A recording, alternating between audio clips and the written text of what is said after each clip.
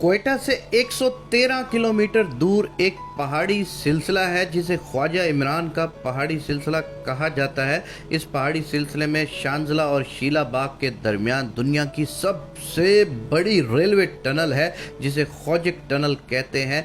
ये वही टनल है जिसकी तस्वीर 5 रुपए के मतरूक नोट पर हुआ करती थी। ये टनल 14 अप्रैल 1888 को तामीर होना शुरू हुई। ये 5 किलोमीटर लंबी है और इसकी तामीर में लगभग 800 मजदूर हलाक हुए और उनमें से अक्सर वहीं आस पास दफन हो गए और इस टनल में 1,97,24,426 ईंटें लगी। मजदूरों की अव्वल सफ खुदाई करती जाती थी जबकि पिछली ईंटें लगाती जाती और उनसे पिछली सफ पटड़ी बिछाती जाती थी। भारी मशीनरी का वजूद न होने की वजह से खुदाई का सारा काम इंसानी हाथों से होता। इस टनल की तामीर के लिए 80 टन पानी रोज़ाना की बुनियादों पर सर्फ होता। दिन रात काम करने के लिए 6,594 चिराग जलते जो पूरी टनल को अंदर से रोशन रखते। मजदूरों की रिफ्रेशमेंट के लिए आज के इंडिया के इलाके से मशहूर ज़माना रक्कासा शीला मंगवाई गई जो रात को रक्स करती और दिन के थके मांदे मजदूरों की तफरीह का कुछ सामान पैदा किया जाता था।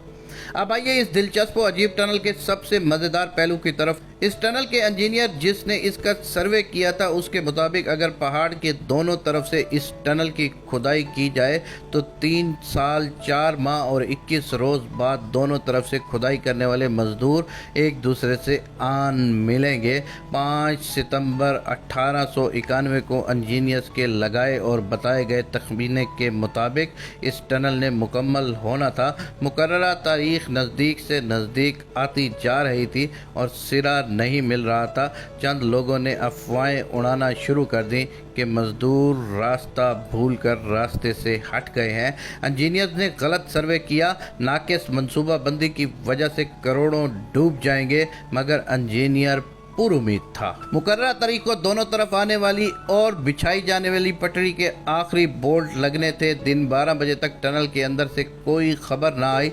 सारी रात बेचैनी से टहलता इंजीनियर अब भी टहल रहा था। उसे लगा कि आज उसका इल्म उसे धोखा दे गया है। आज उसका सबसे बड़ा ख्वाब पूरा होने की बजाय रेजा रेजा हो रहा था। इंजीनियर चुपके से उठा और पहाड़ी के ऊपर उस मकाम पर जा पहुंचा जहां पर रात को शीला रक्स करती थी। वहां पहुंच के रुका, चंद लम्हे टनल के धाने पर नजर डाली और पहाड़ी की चोटी से गहरी खाई में छलांग लगा दी और तकरीबन ऐन उसी वक्त दोनों तरफ से खुदाई करते एक दूसरे की तरफ बढ़ते मजदूरों के दरमियान रेत की आखिरी दीवार भी गिर गई। दुनिया की सबसे बड़ी खोजक टनल मुकम्मल हो गई। दोनों तरफ के मजदूरों ने एक दूसरे से गले मिलने के बाद अपनी अपनी मुखालिफ सिमत में दौड़ लगा दी और नारे लगाते चीखते चिल्लाते 2.5 किलोमीटर का फासला तय करके टनल से बाहर निकले।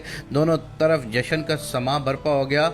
मौन किसी को इंजीनियर का ख्याल आया और जब तलाश की गई तो इंजीनियर गायब था। काफ़ी देर बाद किसी ने खाई में किसी इंसानी लाश की निशानदेही की और जब देखा गया तो वो वही इंजीनियर था जिसने दुनिया की सबसे बड़ी टनल का सर्वे किया और उसकी फिजिबिलिटी तैयार की और मुकर्ररा मुद्दत तक अपनी कमिटमेंट पूरी ना होने की सूरत में नदामत से बचने के लिए पहाड़ की चोटी से छलांग लगा दी।